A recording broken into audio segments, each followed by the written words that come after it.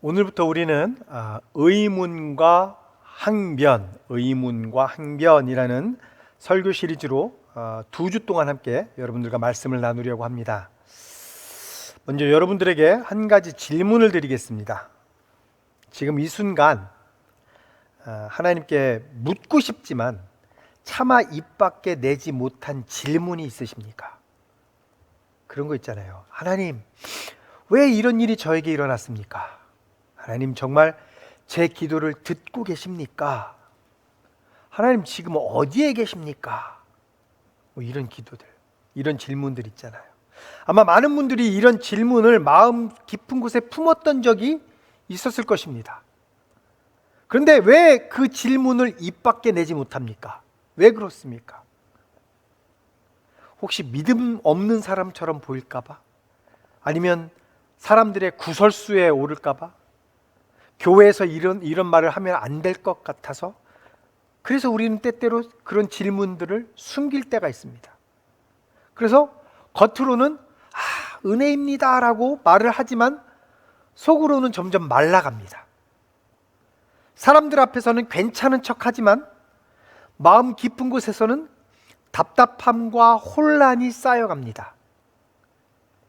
그런데 오늘 우리가 만날 한 사람은 이와 정반대였습니다. 이와 정반대로 했어요. 그는요, 자신의 의문을 그대로 예수님께 가져갔습니다. 그리고 예수님은 그 질문하는 그를 책망하지 않으셨습니다. 그리고 오히려 그를 인류 역사상 가장 위대한 인물 중 한 명으로 칭하셨습니다. 그 사람이 누굽니까? 세례 요한입니다. 세례 요한. 세례 요한이 어떤 사람입니까? 그는 마태복음 3장에서 회개하여라, 하늘나라가 가까이 왔다라고 광야에서 외치던 사람입니다. 그는 낙타 털옷을 입었고 메뚜기와 들꿀을 먹었고 그렇게 먹고 살았어요. 화려함과는 거리가 먼 삶을 살았던 사람입니다. 그리고 그는 누구보다 분명하게 메시아에 대해서 증언했던 사람입니다. 그는 예수님이 요단강가에 나오셨을 때 예수님을 가리키면서 세상 죄를 지고 가는 하나님의 어린 양이다라고 외친 사람입니다. 그는 하늘이 열리고 성령이 비둘기같이 내려오는 그 역사적인 그 순간, 그 목격자가 바로 세례 요한이었습니다. 이 사람보다 더 확신에 찬 믿음을 가진 사람이 어디 있습니까?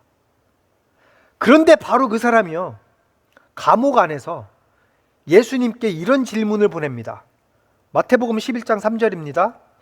오실 그이가 당신이오이니까 우리가 다른 일을 기다리오리까. 광야에서 가장 크게 외쳤던 사람이 가장 깊이 흔들렸어요. 가장 담대하게 예수님을 선포했던 사람이 지금 가장 어두운 골짜기를 지나고 있습니다. 그래서 저는 오늘 여러분들과 한 가지 이야기를 좀 나누고 싶습니다. 의심과 의문은 다릅니다. 그건 다른 거예요. 의심은요, 내가 하나님에게서 등을 돌리는 거지만 의문은 하나님을 향해서 나아가는 거예요. 우리가 의문을 가지고 예수님께 나아갈 때 예수님은 결코 우리를 내치지 않습니다. 그래서 오늘은 우리의 솔직한 질문들을 통해서, 예수님을 향한 솔직한 질문들을 통해서 주님이 우리에게 베풀어 주시는 은혜가 무엇인지에 대해서 좀 말씀을 나눠보도록 하겠습니다. 그래서 첫 번째, 의문은 불신이 아닙니다. 의문은 불신이 아닙니다. 우리가 먼저 요한이 왜 흔들렸는지에 대해서 좀 이해를 해야 합니다. 지금 세례 요한은요, 헤롯의 감옥에 갇혀 있어요. 근데 그가 감옥에 갇힌 이유는 단 하나였습니다. 하나님의 말씀을 충실하게 전했기 때문에 그런 거예요. 헤롯이 동생의 아내를 차지했단 말이에요. 헤롯이. 근데 그것이 옳지 않다라고 바른 말을 했어요. 세례 요한이. 그 대가로 지금 감옥에 갇혀 있거든요. 마태복음 14장 3절에서 4절 이렇게 얘기했습니다. 헤롯은 일찍이 자기 동생 빌립의 아내 헤로디아의 일 때문에 요한을 붙잡아다가 묶어서 감옥에 가둔 일이 있었다. 그것은 요한이 헤롯에게 그 여자를 차지하는 것은 옳지 않습니다 하고 여러 차례 말하였기 때문이다. 자, 보세요 여러분, 이걸 잘 생각해 봐야 됩니다.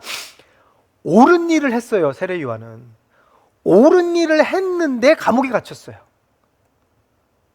하나님의 뜻에 순종했는데 상황은 더 나빠졌습니다. 이런 경험 있으십니까? 분명히 하나님의 뜻을 따라 살려고 했는데 오히려 더 힘들어진 경험. 올바른 길을 분명히 내가 선택했는데, 하나님의 뜻이라고 생각하고 그 길을 선택했는데 그 결과가 오히려 더 고통이었던 경험. 세례 요한이 지금 바로 그 자리에 있는 거예요. 그런데 이 세례 요한이 흔들린 데는 또 하나 더 깊은 이유가 있었어요. 뭐냐면 그가 지금 세례 요한은 예수님이 누구신지 몰라서 그런 게 아니에요. 몰라서 당신이 메시아입니까? 아니면 다른 사람이 메시아입니까? 라고 물어본 게 아니란 말이에요. 오히려 그는요, 예수님을 너무 잘 알고 있었어요. 무슨 말이냐면요, 요한이 기대했던 메시아와 지금 들려오는 예수님의 모습 사이에 큰 간격이 있었다라는 거예요. 요한이 감옥 안에서 사람들을 통해서 예수님께 물어보는 거잖아요. 당신이 정말 메시아입니까? 아니면 내가 더 기다려야 합니까? 라고 물어봤잖아요. 왜 그러냐면 그가 생각했던 메시아의 모습이 아니었기 때문에 그래요. 예수님이. 세례 요한은 마태복음 3장 10절과 12절에서요, 장차 앞으로 오실 메시아에 대해서 이렇게 외쳤어요. 도끼를 이미 나무 뿌리에 갖다 놓았으니 좋은 열매를 맺지 않는 나무는 다 찍어서 불 속에 던지실 것이다. 그는 손에 키를 들고 있으니 타작 마당을 깨끗이 하여 알곡은 곳간에 모아드리고 쭉정이는 꺼지지 않는 불에 태우실 것이다. 보세요. 요한이 지금 외친 메시아가 어떤 분입니까? 도끼를 든 분입니다. 키를 들고 알곡과 쭉정이를 갈라내는, 악을 즉시 심판하시는 분이에요.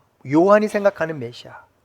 요한은 그런 강력한 심판의 메시아를 기대하고 있었어요.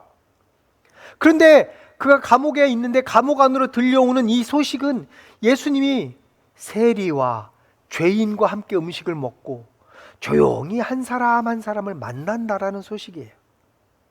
요한이 기대했던 메시아는 심판의 메시아였는데 들려오는 소식은 은혜라는 말이에요. 심판이 아니라 은혜예요. 그 간격이 감옥 안에 있는 이 세례 요한의 마음에 너무나 크게 느껴졌을 것입니다. 내가 외쳤던 그 메시아가 정말 이분이 맞는가? 내가 기대했던 이 하나님의 구원의 역사가 왜 아직 보이지 않는가? 혹시 내가 잘못 알고 있는가?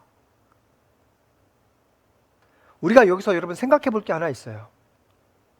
뭐냐면 믿음이 좋다고 하는 사람도요, 하나님의 방식이 나의 기대와 다를 때 흔들릴 수 있다라는 거예요. 하나님을 사랑하는 사람도요, 현실이 너무나 고통스럽다 보면 질문을 하게 된다라는 겁니다. 세례 요한만 그런 게 아니에요, 여러분. 우리가 성경을 펴보면 하나님과 가장 많이 깊이 동행했던 사람들이요, 가장 정직한 질문을 했던 것을 우리가 발견할 수 있습니다. 다윗을 보세요. 다윗, 하나님의 마음에 합한 사람, 이스라엘의 가장 위대한 그런 왕. 그런데 그가요, 시편 13편 1절에서 이렇게 부르짖습니다. 주님, 언제까지 나를 잊으시렵니까? 영원히 잊으시렵니까? 언제까지 나를 외면하시렵니까? 이게 다윗의 질문이에요. 엘리야는 어떻습니까? 엘리야, 그는요 갈멜산에서 홀로 바알의 선지자 450명과 맞서 싸웠던 사람입니다. 그 기적의 현장에서 온 백성이 엎드려서 주님이야말로 하나님이십니다 하고 외쳤습니다. 그런데 그 큰 일을 했던 엘리야가요, 바로 그 직후에 이세벨의 위협 한마디를 듣고선 그는 광야로 도망쳐 버립니다. 그리고 로뎀나무 아래 주저앉아서요 이렇게 기도합니다. 열왕기상 19장 4절 뒷부분입니다. 주님, 이제는 그만하면 됐습니다. 나의 목숨을 거두어 주십시오. 나는 내 조상보다 나을 것이 없습니다. 인생 최대의 기적을 경험하고 업적을 쌓은 바로 다음에, 업적을 쌓은 그 다음에 바로 그는 이렇게 무너져 버렸습니다. 근데 여러분, 이 사람들이요 지금 믿음이 없어서 이렇게 흔들린 겁니까? 아닙니다. 아니에요. 오히려 가장 깊이 헌신했기 때문에, 가장 무거운 짐을 졌기 때문에 흔들린 거예요. 여러분, 흔들림은 믿음의 크기와 무관합니다. 누구나 다 흔들릴 수 있다라는 거예요. 그러므로 오늘 여러분이 하나님께 어떤 질문을 품고 있다고 해서 스스로를 정죄하지 마시기 바랍니다. 그리고 또 하나, 진짜 믿음이 깊은 사람은 질문하지 않습니다라는 그런 전제를 내려놓으시기 바랍니다. 믿음이 깊은 사람도 흔들릴 수 있고 질문할 수 있어요. 의문을 가질 수 있어요, 하나님께. 여러분, 믿음이 진짜 깊은 사람은 하나님께 의문을 갖지 않는다. 여러분, 이건 성경의 가르침이 아닙니다. 이건 하나님이 가르치신 말씀이 아니에요. 문제는 흔들리느냐 안 흔들리느냐가 아니라요, 내가 흔들릴 수 있는데 흔들릴 때 내가 어디를 향하느냐가 문제인 거예요. 바로 여기에 세례 요한의 위대함이 있는 거예요. 요한은요, 자기가 갖고 있던 그 의문, 자기가 갖고 있던 그 질문을 자기 안에만 묻어두고 있지 않았다라는 겁니다. 그는 그 질문을 들고 예수님께 보냈어요. 예수님께 질문했어요. 흔들렸지만 그는 흔들렸어요. 분명히 흔들렸는데 예수님을 향해 나아가서 예수님께 질문을 했어요. 이게 의문이에요. 이게 의심이 아니고 의문. 내가 답은 몰라도, 그거에 대한 답은 모르지만 그 질문을 예수님께 가져가는 거, 그 발걸음, 예수님께 내 질문을 가져가는 발걸음, 그게 믿음이에요. 그게 믿음. 두 번째, 예수님은 우리의 질문에 책망하지 않으십니다. 우리가 예수님께 질문할 때 예수님은 그런 우리를 믿음이 없다고 책망하지 않으시는 분이십니다. 자, 이제 더 중요한 것을 보자고요. 요한의 제자들이요, 이제 세례 요한을 통해서 그 질문을 받고 예수님께 전했어요. 그렇게 전했을 때 예수님의 반응이 어떤지 아세요? 예수님은 화내지 않으셨습니다. 실망하지도 않으셨습니다. 요한이 아직도 나를 모르느냐? 그렇게 오래 나를 보고도 아직도 나에 대한 확신이 없느냐? 그 정도 믿음으로 네가 무슨 예언자라고 얘기할 수 있느냐? 이런 책망이 한마디도 없었다라는 거예요, 세례 요한에 대해서. 예수님은 대신에 마태복음 11장 4절부터 5절에서요 이렇게 말씀하셨습니다. 예수께서 그들에게 대답하셨다. 가서 너희가 듣고 본 것을 요한에게 알려라. 눈먼 사람이 보고, 다리 저는 사람이 걸으며, 나병 환자가 깨끗하게 되며, 듣지 못하는 사람이 들으며, 죽은 사람이 살아나며, 가난한 사람이 복음을 듣는다. 여러분, 지금 우리가 읽었던 이 말씀은요, 이 목록은 단순히 예수님이 베푸셨던 기적을 나열한 것이 아닙니다. 이것은 수백 년 전 이사야가 예언했던 바로 그 메시아의 표지였어요. 예수님은 지금 세례 요한에게 긴 신학적 강의를 하지 않으셨습니다. 네 질문이 잘못되었다라고 따지지도 않으셨습니다.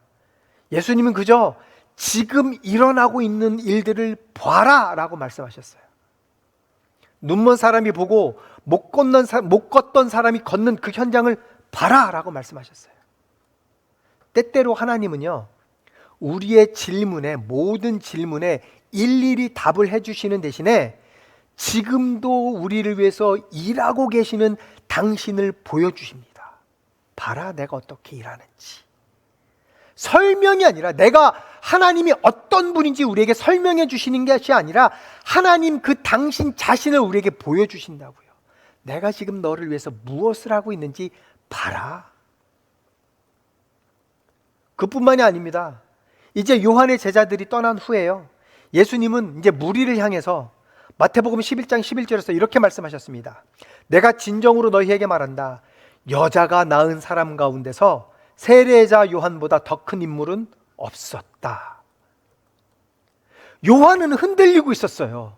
세례 요한은 흔들렸고 예수님 앞에 질문했어요. 근데 그 순간에 예수님은 그를 책망하지 않으시고요, 그를 인류 역사상 가장 위대한 인물이다라고 선언하셨어요. 오히려 예수님은 한순간의 흔들림으로 그 사람을 규정하지 않으십니다. 예수님은요, 그 요한의 약함보다 그의 부르심을 더 크게 보셨어요. 요한의 질문보다 그의 신실함을 더 깊이 보셨어요. 그게 은혜예요. 예수님은요, 우리의 믿음이 완벽해지기를 기다리시는 분이 아니십니다. 그저 예수님은 우리의 정직한 부르짖음에 응답해 주시는 분이셔요. 그래서 야고보서 1장 5절에서 이렇게 말했습니다.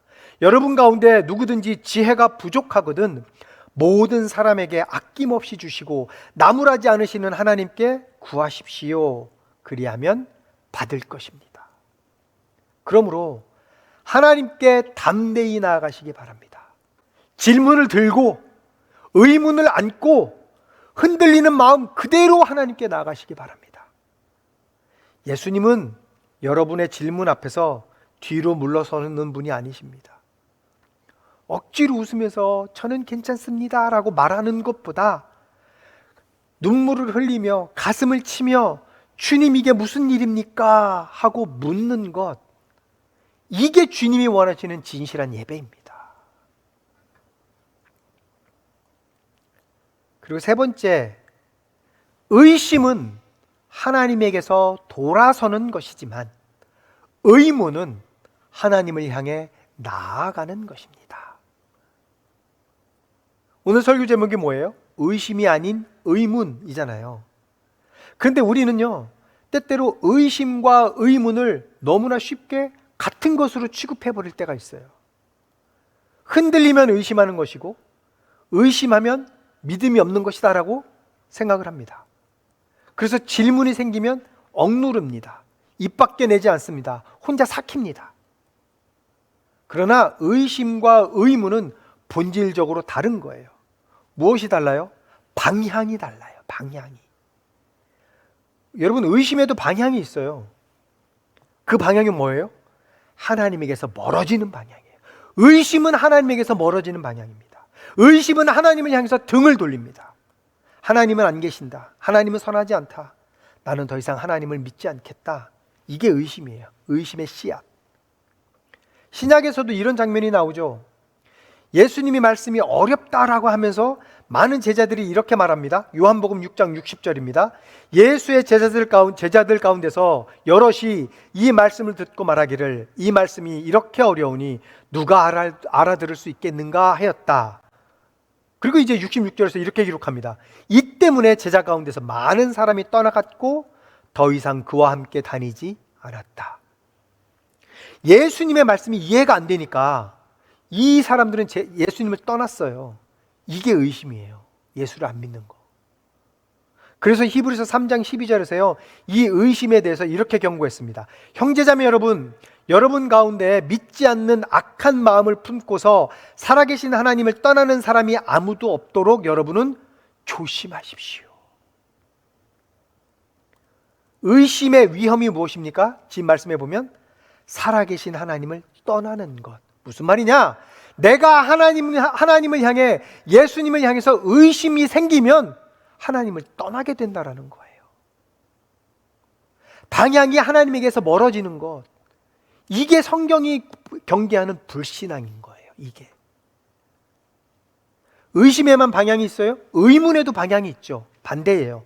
의문의 방향, 의심의 방향과 정반대의 방향입니다. 의문은 무슨 말이냐면, 의심이 하나님께 등을 돌린다면 의문은 하나님을 향해서 나아가는 방향이에요. 우리가 설교 처음에도 읽어봤지만 요한이 감옥에서 뭐라고 이야기합니까? 마태복음 11장 3절입니다. 오실 그이가 당신이오니이까 우리가 다른 일을 기다리오리이까. 지금 요한이 이 질문을 누구에게 보냈습니까? 예수님께 보냈잖아요. 이것은요, 지금 요한의 이 질문은요, 하나님을 떠난 것이 아니라 예수님을 향해서 나아가는 질문이에요. 오히려 나는 이해가 되지 않습니다. 내가 갖고 있었던 메시아의 상은 이게 아니었는데, 그래서 지금 당신이 하는 일들이 나는 이해가 되지 않아요. 그러니 내가 당신께 묻겠습니다 라고 물어보는 거예요. 이게 의문이라는 거예요. 이게 질문이에요. 그러자 예수님이 뭐라고 말씀하십니까? 마태복음 11장 6절, 세례 요한에게 예수님이 이렇게 한마디를 하십니다. 나에게 걸려 넘어지지 않는 사람은 복이 있다. 예수님은 지금요 세례 요한에게 요한아 의문을 가져도 괜찮다.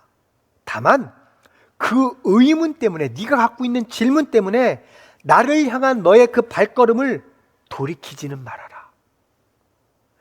내가 네 기대와 다르다고 해서 나에게서 돌아서지는 말아라. 포기하지 말아라. 라고 지금 말씀하고 있는 거예요. 세례 요한에게. 여러분, 이게 의심과 의문의 결정적인 차이예요. 의심은 예수님 때문에 마음이 상해서 등을 돌리는 거예요. 그러나 의문은 예수님과 예수님 앞에서 내가 씨름하면서도 그 방향을 끝내 바꾸지 않는 것, 이게 의문이에요. 오늘 여러분의 삶에 있어서 하나님의 기대와 내가 다르게 느껴졌던 순간이 있습니까? 기도한 대로 되지 않고 믿음으로 결단했는데 현실은 그대로고 왜 하필 나에게 이런 일이 일어난지 도무지 이해가 되지 않는 순간이 있습니까? 그 순간 우리 마음속에는요 두 가지 목소리가 싸워요. 예수님에게서 멀어져라 라는 목소리와 그래도 예수님께 나아가라 라는 목소리가 있어요. 여러분은 어느 목소리를 따르겠습니까? 그리고 여기에서 참된 확신이 무엇인지가 드러나는 거예요. 많은 사람들이요 확신이라는 것을 아주 단순하게 생각해요. 한 번도 흔들리지 않는 것, 아무 질문도 할 필요가 없는 것, 모든 상황이 모든 것이 다 이해되는 것, 이거를 확신이라고 생각해요. 세상의 많은 사람들은. 그러나 성경이 말하는 확신은요 그런 얕은 확신이 아닙니다. 생각해 보세요. 요한이 예수님께 그렇게 질문을 했잖아요. 당신이 정말 메시아입니까? 라고 질문을 했잖아요. 근데 요한의 상황은요 바뀌지 않았어요. 그렇게 의문을 갖고 예수님께 질문했는데 그의 상황은 바뀌지 않았어요. 그가 감옥에서 풀려났다는 기록이 없어요. 오히려 우리는 요한이 결국 순교의 길로 가게 되는 것을 알게 됩니다.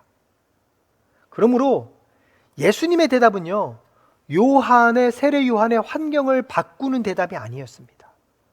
예수님의 대답은 요한의 눈을 다시 예수님께로 향하고 예수님께로 나아가게 하는 대답이었어요. 그래서 고린도후서 5장 7절에서요 이렇게 말했습니다. 우리는 믿음으로 살아가지 보는 것으로 살아가지 아니합니다. 믿음은 다 보이지 않아도 다 이해하지 못해도 예수님을 붙드는 것입니다. 그게 믿음이에요. 그러므로 확신은 성경에서 말하는 확신은 의문이 전혀 없는 상태를 말하는 것이 아닙니다. 성경에서 말하는 확신은 의문을 통과한 뒤에도 내가 의문을 갖고 있어도 사라지지 않는 예수님을 향한 그 사라지지 않는 믿음, 이게 확신이라는 거예요. 확신은 폭풍이 한 번도 없었던 그런 배가 아닙니다. 폭풍 속에서도 분명히 내 삶에 폭풍이 있는데 그 폭풍 속에서도 뒤집히지 않고 목적지를 향해서 끝까지 나아가는 배, 이게 확신이에요. 확신은 내 마음에 상처가 하나도 없는 마음이 아니에요. 상처를 입었지만 그래도 예수님께 머무는 마음, 이게 확신이에요. 말씀을 정리하겠습니다. 예수님의 말씀에 의하면 세례 요한은 여자가 낳은 사람 가운데 가장 큰 사람이었습니다. 그러나 그도 감옥 안에서 흔들렸어요. 그 흔들림 속에서 그가 했던 일은 단 하나였습니다. 예수님께 나가서 질문한 거예요. 이게 의문이에요. 그리고 이게 믿음이에요. 여러분에게도 오랫동안 품어왔던 질문이 있습니까? 차마 내가 입 밖에 내지 못했던 의문이 있습니까? 오늘 그 질문을 예수님께 갖고 나아가시기 바랍니다. 억누르지 마시고 혼자 삭히지 마시기 바랍니다. 다윗처럼 주님 언제까지입니까? 하고 부르짖으시기 바랍니다. 세례 요한처럼 당신이 그분이십니까? 하고 예수님께 직접 물으시기 바랍니다. 혹시 지금 여러분의 인생이 감옥 안에 갇혀 있는 것 같습니까? 좁고 답답하고 앞이 보이지 않는 시간입니까? 주님이 너무 멀리 계신 것처럼 느껴지십니까? 그렇다면 오늘 예수님이 요한에게 하셨던 그 말씀을 들으시기 바랍니다. 예수님이 이렇게 말씀하셨습니다. 듣고 본 것을 전하라. 다시 말해서 내가 지금도 너를 위해서 하고 있는 일을 보아라. 네가 다 이해하지 못하도 나는 여전히 일하고 있다. 네가 바라던 방식과 달라도 나는 여전히 약속을 이루어가고 있다. 그러니 나를 보고 나를 붙잡아라. 그러므로 여러분의 의문을 예수님께 솔직하게 말씀하셔서 주님이 여러분에게 뭐라고 말씀하시는지 귀를 기울이시고 의문이 확신으로 변하는 계기가 되시기를 예수님의 이름으로 축복합니다.